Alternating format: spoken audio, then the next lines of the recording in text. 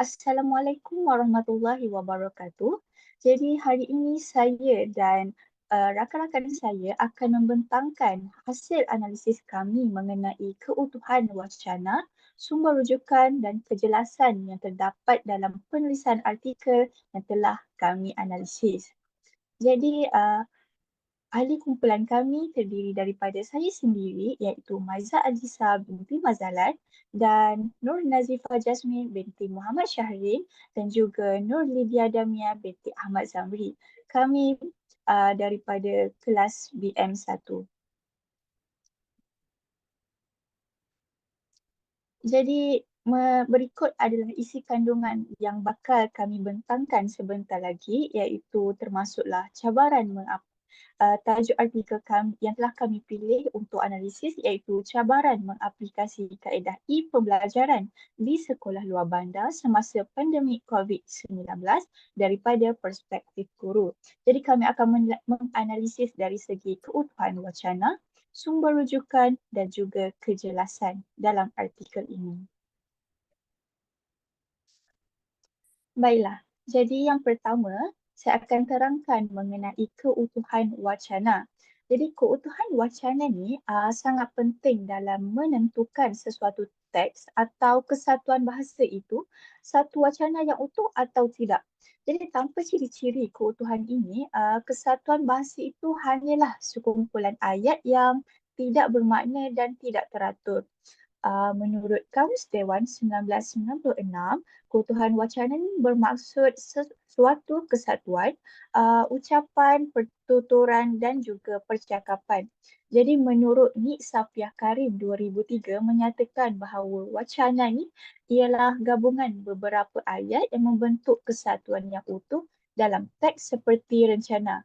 Jadi aspek yang penting untuk menentukan sama ada sesuatu kesatuan itu boleh dikatakan wacana atau hanya sekumpulan ayat yang tidak teratur. Jadi sebuah wacana yang baik dan sempurna ni dikenali sebagai wacana yang utuh. Keutuhan wacana ini merupakan aspek yang penting bagi memastikan sama ada sesuatu kesatuan itu boleh dikatakan wacana atau hanya sekumpulan ayat yang tidak teratur seperti yang telah saya jelaskan tadi. Terdapat juga beberapa aspek yang menghasilkan wacana yang utuh, iaitu wujudnya urutan atau koheren, iaitu kesinambungan idea yang bermakna. Wujudnya tautan atau kohesi ni, iaitu keserasian unsur linguistik dengan linguistik yang lain, maafkan saya, dan wujudnya penanda wacana dan keutuhan wacana. Keutuhan wacana ini juga dapat diteliti daripada wujudnya kaitan-kaitan aspek semantik, fonologi, leksikal dan gramatikal. Jadi terdapat dua jenis keutuhan wacana dari segi semantik, antaranya ialah hubungan antara bahagian-bahagian wacana dan kesatuan latar belakang semantik. Jadi saya akan meneruskan pembentangan saya melalui semantik seperti yang telah saya jelaskan sedikit tadi. Jadi hubungan semantik antara bahagian-bahagian wacana melibatkan hubungan antara klausa atau ayat sahaja yang dapat diperhatikan seperti contoh-contoh yang telah kami jumpai dalam artikel yang telah kami analisis.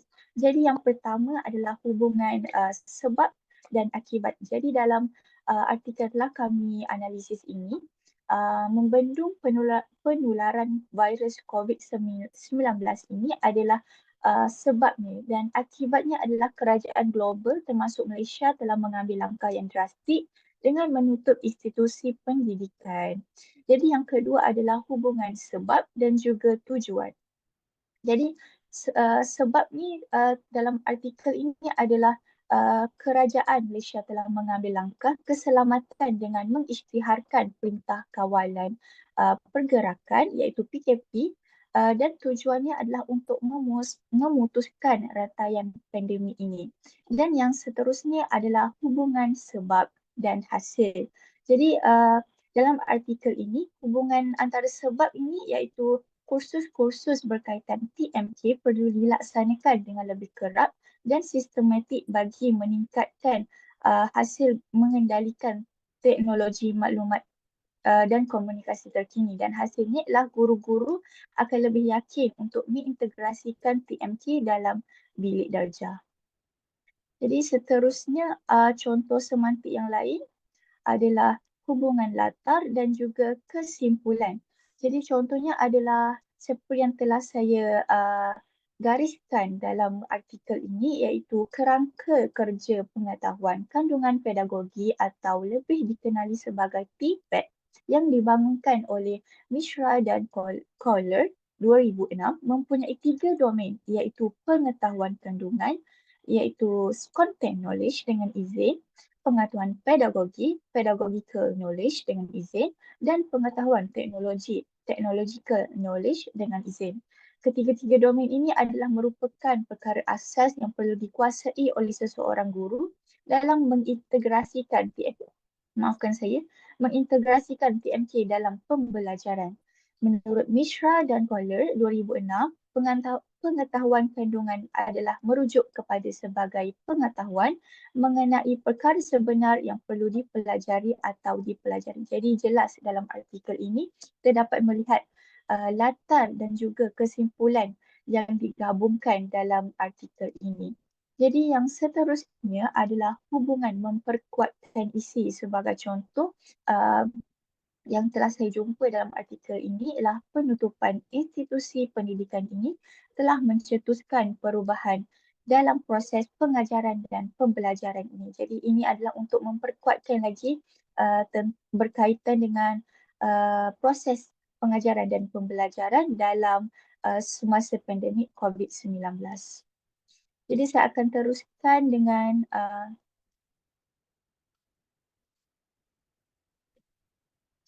teruskan dengan hubungan semantik dari segi konteks atau latar wacana. Iaitu contohnya ada 3, iaitu yang pertama adalah kesatuan tajuk atau topik. Di dalam artikel ini apa yang telah saya jumpa adalah menurut Juwairiyah Mustafah dan Roslinda Rosli 2021, pembelajaran dalam talian telah menjadi kaedah pembelajaran yang signifikan dalam pendidikan ketika penularan wabak COVID-19. Jadi ini adalah tajuk dalam artikel ini. Dan kaedah pembelajaran secara bersemuka tidak lagi dapat dilaksanakan dan telah digantikan dengan pertemuan dalam talian dengan menggunakan aplikasi sidang video seperti Zoom, Skype, Microsoft Teams, Google Meet dan Cisco. Dan ini adalah menunjukkan topik dalam artikel ini. Dan yang seterusnya adalah hubungan sosial antara penutur dan pendengar. Jadi ini adalah untuk contohnya adalah seperti soalan antara penutur dan juga pendengar.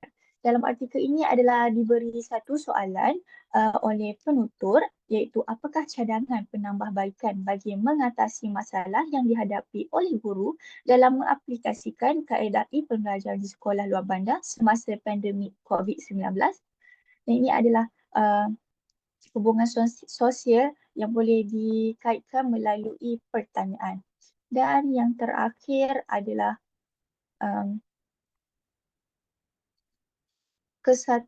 laras bahasa yang bersesuaian. Seperti yang kita tahu bahawa yang telah saya pilih artikel ini adalah artikel jurnal. Jadi jurnal ini menggunakan laras bahasa yang sesuai dalam artikel jurnal ini, iaitu seperti menggunakan perkataan-perkataan yang berkaitan dengan tajuknya seperti penggunaan teknologi maklumat dan komunikasi, pendidikan, peralatan TMK dan sebagainya.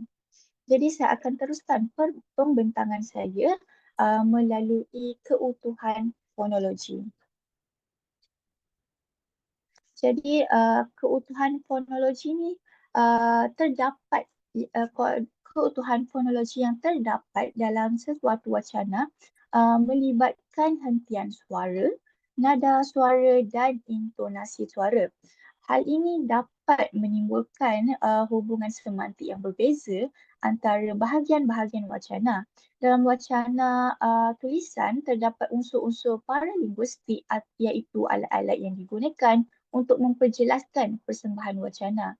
Jadi alat-alat tersebut ialah tanda baca seperti noktah, koma, tanda soal, titik bertindih dan sebagainya. Jadi perkara ini dapat menimbulkan hubungan semantik di antara bahagian wacana dan berperanan sebagai penanda dan pemisah frasa dan juga pembeza struktur ayat. Jadi mari kita lihat contoh-contoh fonologi yang telah saya jumpa dalam artikel ini, iaitu yang pertama, seterusnya, murid ini akan tercicir dan tidak dapat meneruskan pembelajaran. Jadi saya menggunakan nada suara yang betul ketika menggunakan tanda baca koma. Dan contoh yang lain dapat saya bentangkan pada hari ini adalah sekiranya individu tersebut berpendapat bahawa penggunaan peralatan TMK akan memberikan manfaat kepadanya serta merasakan ia mudah digunakan, menarik, interaktif dan berkos rendah, maka ia akan membentuk sikap positif individu terhadap penggunaan TMK. Jadi saya telah menggunakan nada suara dan hentian yang betul dalam penggunaan artikel ini. Jadi berikut adalah pembentangan saya mengenai fonologi dan semantik. Jadi saya akan jadi kita akan meneruskan pembentangan kita, maafkan saya, pembentangan kita diteruskan oleh kawan saya iaitu Lydia Damia. Silakan Lydia Damia. Baiklah. Pembentangan seterusnya melibatkan leksikal. Leksikal terbahagi kepada 7 iaitu antonim, sinonim, hiponim, homonim, pengulangan kata yang sama, unsur bersambut dan juga kolokasi. Bagi antonim, antonim yang membawa maksud perkataan yang berlainan ataupun berlawanan maksud. Jadi di sini contohnya peralihan kaedah pembelajaran konvensional kepada kaedah pembelajaran dalam talian secara mendadak telah memberikan tekanan kepada guru. Jadi perkataan antonim di sini ialah kaedah pembelajaran konvensional dan juga kaedah pembelajaran dalam talian. Seterusnya ialah sinonim. Sinonim ialah perkataan yang membawa maksud yang sama. Contohnya, suasana pembelajaran dalam talian yang membolehkan murid mengakses aplikasi-aplikasi lain boleh mengganggu tumpuan mereka terhadap pelajaran. Murid lebih suka mengakses aplikasi permainan maya atau membalas mesej email serta mesej sosial dan hal ini akan menyebabkan murid tidak mahu untuk menyiapkan latihan atau kerja rumah yang diberikan guru. Jadi di sini perkataan yang sinonim ialah membolehkan murid mengakses aplikasi-aplikasi lain dan boleh mengganggu tumpuan mereka, dan juga murid suka mengakses aplikasi permainan maya dan membalas mesej. Jadi di situ ia membawa maksud yang sama bahawa murid tidak menumpukan sepenuh perhatian dalam pembelajaran. Seterusnya ialah hiponim. Hiponim yang membawa maksud sesuatu perkataan merupakan sebahagian daripada makna perkataan lain. Contoh di sini ialah faktor ekonomi keluarga terutamanya golongan berpendapatan rendah menyebabkan ibu bapa tidak mampu untuk menyediakan alat peranti pintar kegunaan anak-anak menjalani pembelajaran dalam talian. Kajian yang dilakukan oleh Dimery 2020 ke atas 50 orang guru besar di sekolah menengah luar bandar di India mendapati bahawa semua pelajar di 50 sekolah tersebut tidak memiliki telefon pintar dan komputer riba dan mempunyai akses jaringan internet. Hal ini menyebabkan kaedah pembelajaran sukar untuk dilaksanakan di sekolah. Jadi, alat peranti pintar dan juga telefon pintar, komputer riba membawa makna yang sama walaupun perkataan ini adalah berbeza. Jadi, seterusnya ialah homonim. Homonim ialah perkataan yang bentuknya sama tetapi membawa maksud yang berbeza. Contohnya di sini, walaupun wabak pandemik ini belum reda, Guru-guru dan pihak-pihak yang terlibat tidak boleh reda dengan keadaan sekarang. Sebaliknya memikirkan inisiatif lain bagi menyempurnakan PDP. Jadi perkataan reda dan reda ialah bentuk yang sama, namun cara pembacaannya lain dan juga membawa maksud yang berbeza. Reda di sini bermaksud berkurangan dan reda ialah mengikhlaskan. Jadi seterusnya ialah pengulangan kata yang sama. Pengulangan kata yang sama ialah pengulangan unsur tanpa diubah maksudnya, diubah bentuknya. Antara cabaran semasa pelaksanaan kaedah e-pembelajaran di rumah ialah kekurangan peralatan peranti pintar, capaian internet yang lemah, pakej kuota internet yang mahal dan ibu bapa yang kurang mahir dalam menggunakan aplikasi TMK serta ibu bapa menghadapi masalah untuk mengajar anak-anak di rumah. Jadi pengulangan kata yang sama di sini ialah di rumah dan juga ibu bapa. Seterusnya ialah kolokasi. Kolokasi adalah perkataan yang biasanya berkait antara satu sama lain. Contohnya di sini, pandemik ini mudah berjangkit, iaitu individu yang telah dijangkiti oleh virus ini boleh memindahkannya kepada individu lain melalui sentuhan dan juga titisan seperti batuk atau bersin. Juwairiyah Mustafa dari Roslinda Rosli 2021. Jadi perkataan mudah berjangkit dan juga melalui sentuhan dan titisan pernafasan dia berkaitan antara satu sama lain. Melalui sentuhan dan titisan pernafasan membawa maksud bahawa virus ini mudah berjangkit. Dan akhir sekali ialah unsur bersambut. Unsur bersambut ini melibatkan tindak balas antara dua pihak. Contohnya di sini, penutupan institusi pendidikan bermula dari peringkat prasekolah merupakan salah satu langkah kerajaan global untuk mengekang penularan pandemik COVID-19. Pelajar di seluruh dunia telah diarahkan untuk terus berada di rumah dan mengamalkan penjarakan sosial. Jadi di sini pihak yang pertama ialah langkah kerajaan untuk mengekang penularan pandemik dan pihak yang kedua ialah pelajar di seluruh dunia diarahkan untuk terus berada di rumah dan juga mengamalkan penjarakan sosial.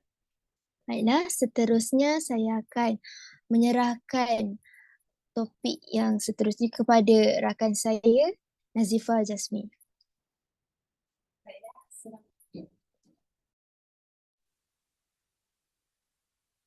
Baiklah, Assalamualaikum. Seterusnya, saya Nur Nazifah Jasmine binti Muhammad Syahrin akan meneruskan pembentangan ini dengan menerangkan tentang keutuhan gramatikal.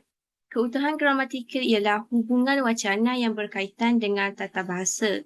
Seperti yang kita semua tahu, setiap ayat dibina melalui tata bahasa. Begitu juga dengan setiap keutuhan wacana yang dihasilkan seharusnya memperlihatkan hubungan berdasarkan binaan tata bahasanya. Jadi terdapat beberapa jenis keutuhan gramatikal yang terdapat dalam jurnal yang telah kami analisis. Antaranya ialah kata hubung, kata rujukan dan peleburan dan penggantian.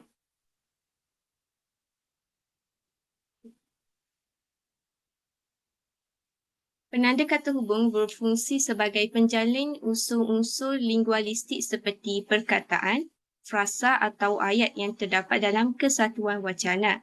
Selain itu, kata hubung juga berfungsi sebagai penghuraian, sebagai perkembangan idea dan sebagai penambahan idea. Seperti contoh yang saya paparkan, kata hubung yang digunakan dapat memperlihatkan pertalian dan pertautan antara ayat-ayat atau perenggan-perenggan dalam wacana dan menjadikan wacana tersebut lebih bermakna. Seterusnya, penanda kata rujukan. Penanda kata rujukan ini melibatkan rujukan terhadap kata ganti nama dalam bahasa Melayu kerana fungsinya yang menjadi rujukan dalam pembinaan sesebuah wacana. Penggunaan kata ini akan menyebabkan makna yang cuba disampaikan lebih tepat dan menjadikan wacana itu sendiri lebih rapi dan utuh. Seperti contoh yang kami dapat daripada jurnal ini, Mishra dan Kole dirujuk menggunakan perkataan mereka. Seterusnya, pelemburan dan penggantian di mana pelemburan ini merupakan proses menggantikan unsur bahasa dengan unsur lain seperti kata nama, kata kerja dan klausa. Sementara manakala penggantian membawa maksud proses penyelenyapan sesuatu perkataan atau rangkai kata untuk mengelakkan pengulangan sesuatu maklumat dalam ayat sebelumnya. Proses peleburan dan penggantian ini akan menjadikan sesebuah wacana yang dipersembahkan itu lebih jelas. Contoh yang kami dapat dalam jurnal ini adalah masalah mengakses internet digantikan dengan perkara ini supaya perkataan tidak diulang-ulang sebanyak kali. Okay, baiklah, seterusnya saya akan serahkan kepada Lydia dan Mia. Baiklah, terima kasih. Seterusnya ialah sumber rujukan. Kami dapati bahawa terdapat banyak sumber rujukan tapi hanya ada 3 jenis sahaja yang berbeza, antaranya ialah jurnal, e-jurnal dan juga dokumen daripada organisasi. Jadi di sini ialah cara untuk menulis sumber rujukan. Ahmad Raflis, Cik Omar, Suraya Ishak dan Muhammad Abdullah Jusoh ialah nama penulis dan kemudian diikuti dengan tahun dalam kurungan 2020 dan seterusnya The Impact of COVID-19 Movement, Control Order of SME Businesses and Survival Strategies ialah tajuk lengkap. Tajuk lengkap ditulis dalam huruf besar di hadapan dan huruf kecil seterusnya, melainkan perkataan itu ialah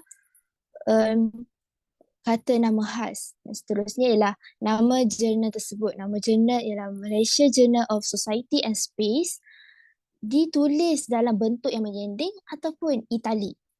Dan seterusnya 16 dalam kurungan 2 ialah volume dan nombor jurnal. 138 hingga 150 ialah muka surat. Kemudian, sumber rujukan e-journal. Seperti yang tadi, cuma yang berbezanya di sini, dia melibatkan alamat laman web. Alamat laman web di sini ialah https dan seterusnya. Kemudian, ialah sumber rujukan dokumen daripada organisasi. Sumber ini ditulis dengan nama organisasi iaitu Kementerian Pendidikan Malaysia, diikuti tahun iaitu 2020 dengan kurungan, tajuk lengkap, manual pengajaran dan pembelajaran di rumah dan seterusnya ialah alamat laman web. Jadi, saya serahkan kembali kepada rakan saya. Baiklah, kembali lagi dengan saya.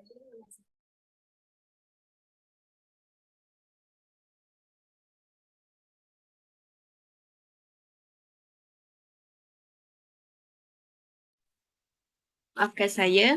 Kembali lagi dengan saya Nur Nazifah Jasmine. Jadi penganalisisan terakhir kami ialah kejelasan penulisan akademik. Kejelasan dalam penulisan bermaksud penggunaan ayat yang ringkas atau pendek, mudah dibaca, mudah difahami dan tidak kabur. Sebagaimana yang kita tahu, penggunaan perkataan yang berbelit-belit atau terlalu panjang akan menyebabkan penulisan itu sukar difahami dan pembaca juga akan hilang tumpuan. Terdapat beberapa aplikasi kejelasan dalam penulisan dapat diperhatikan dalam 4 aspek iaitu penggunaan bahasa formal, penulisan secara objektif, penulisan ayat yang jelas dan perkembangan idea secara logik.